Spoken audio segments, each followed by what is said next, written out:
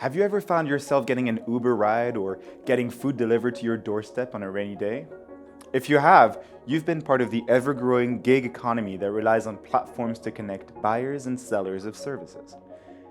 But what does this mean for workers in the gig economy? Are they considered independent or fully employed?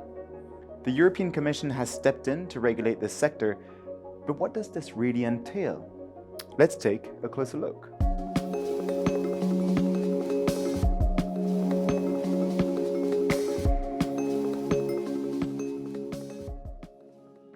In December 2021, the European Commission published a draft directive on platform work to ensure that all workers have the contractual relationship that best encapsulates the activity they perform. There are currently 28 million platform workers in the EU, with that number expected to rise to 43 million by 2025.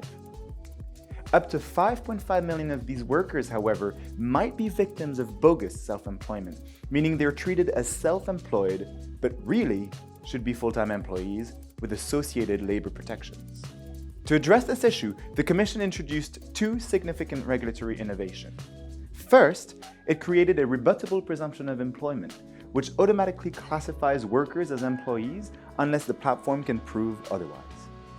Second, it seeks to regulate algorithmic management in the workplace, which includes further protecting workers' personal data and ensuring they understand how algorithms impact their work.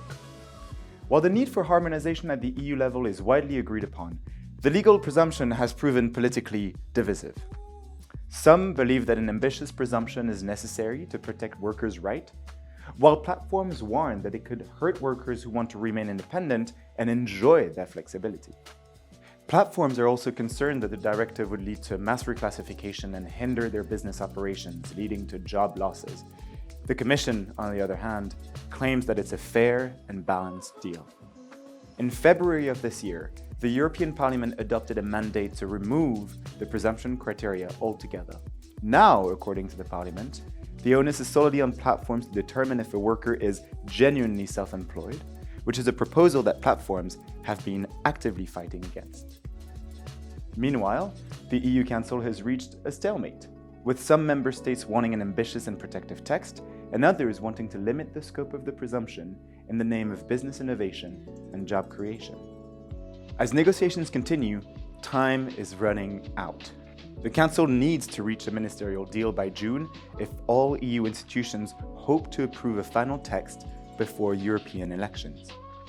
So what does this mean for the gig economy? What middle grounds exist today between efficient workers' protection and business innovation in the EU? Well, only time will tell.